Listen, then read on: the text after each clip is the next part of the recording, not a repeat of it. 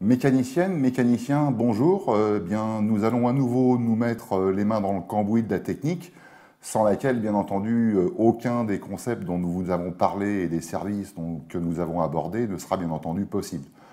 Je vais donc aujourd'hui vous parler de l'innovation et des innovations des systèmes et des services TIC.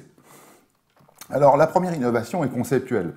L'usage d'une infrastructure TIC est devenu un usage banal, aussi banal qu'un réseau électrique. Pourtant, les espaces de travail, résidences, logements, etc. sont aujourd'hui livrés sans aucune infrastructure, hormis bien entendu celle des opérateurs.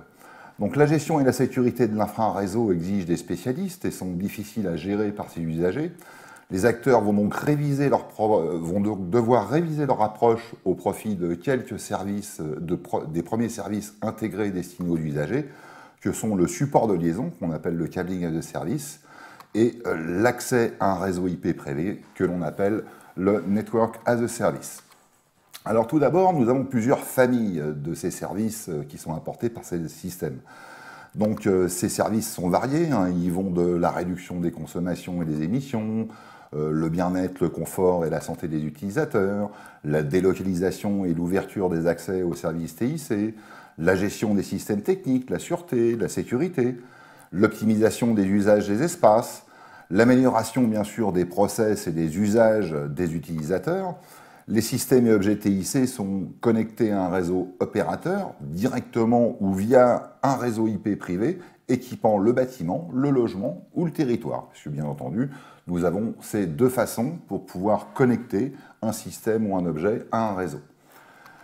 Alors, il est impossible, bien sûr, d'établir une liste exhaustive des nouveaux systèmes et services, parce que, bien sûr, ils émergent à un rythme élevé. Si je devais faire le MOOC à nouveau dans 6 mois, il est clair que j'aurais certainement d'autres systèmes à rajouter. Nous allons cependant essayer d'en voir quels sont ceux qui semblent les plus prometteurs ou répondent à une attente prégnante. Alors, tout d'abord, pour les systèmes de gestion et de réduction de la consommation des émissions, nous avons la vitre connectée, nous avons la LED connectée, nous avons aussi la gestion du POE, dont je vous ai parlé dans la séquence précédente, et qui vont permettre donc d'apporter un certain nombre d'intérêts que vous pouvez voir ici, que ce soit par exemple utiliser la lumière et la chaleur naturelle, ou au contraire s'en protéger, diminuer la consommation d'énergie, ou baisser encore la consommation des terminaux en asservissant donc leur alimentation POE.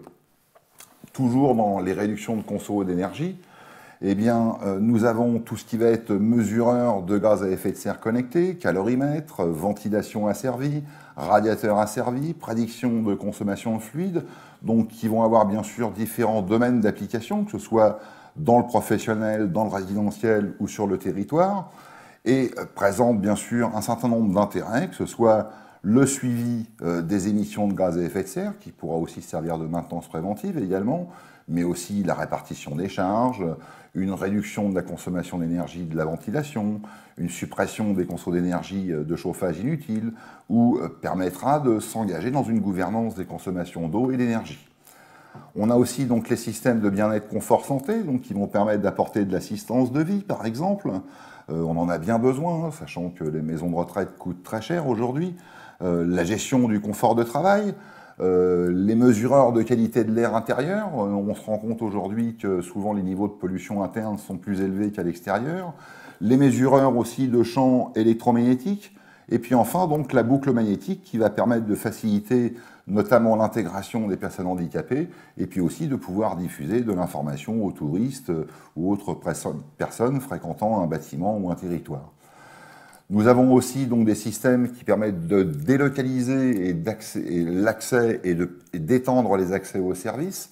Donc l'Internet social, il s'agit toujours de lutter contre cette fracture numérique, faisant que les gens les plus économiquement faibles aujourd'hui ont de grosses difficultés pécuniaires à accéder à Internet. Les applications de conciergerie qui permettront d'apporter des services, je dirais aussi bien aux usagers du bâtiment qu'aux usagers du quartier. Le vidéoportier connecté qui va nous permettre de mutualiser l'infrastructure qui le connecte et de pouvoir aussi identifier et faire de l'ouverture à distance, par exemple. La serrure connectée qui, elle, va aussi permettre aux usagers de pouvoir ouvrir leur logement à distance et donc de faciliter aussi la gestion des clés. La diffusion d'informations multimédia qui va permettre d'apporter aux usagers de l'information aussi bien dans la résidence que dans le bâtiment professionnel que sur le territoire, et donc établir aussi un lien, une communication locale, et ainsi favoriser donc la relation sociale et sociétale dans ce quartier ou dans ce bâtiment. Nous avons les systèmes de supervision, de sûreté et de sécurité, donc qui sont aujourd'hui les plus connus, que l'on rencontre le plus souvent dans les bâtiments, donc que ce soit pour superviser les systèmes techniques, que ce soit aussi des choses plus simples, comme le coffre à l'extincteur connecté, qui va permettre d'éviter les malveillances des plaisantins qui vident des extincteurs inopinément. Les Skydomes connectés, qui vont permettre de pouvoir contrôler les accès aux espaces interdits. La vidéoprotection analytique, qui va permettre de pouvoir faire aussi de l'identification de personnes, ou d'identifier des comportements anormaux, par exemple. Le contrôle d'accès et l'anti-intrusion IP, qui va nous permettre de pouvoir faire des remontées d'alarme déportées, et qui présentera bien sûr une interactivité avec les autres systèmes TIC.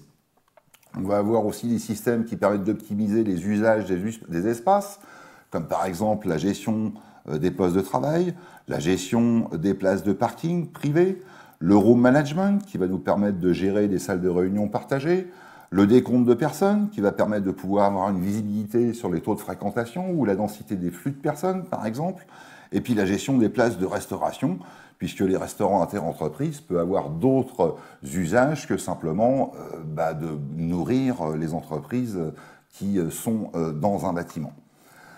On va aussi avoir tout ce qui est système qui permet d'améliorer les process et les usages, donc comme la boîte à clés connectée qui va permettre de pouvoir tracer les intervenants.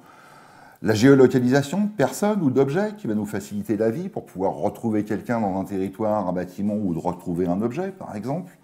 Des applications qui vont permettre de pouvoir guider un usager dans le territoire ou dans le bâtiment, simplement directement à partir d'une application de son smartphone, ou la poubelle connectée qui va nous permettre d'optimiser les process de ramassage et de tournée de relève de poubelles et donc d'ordures.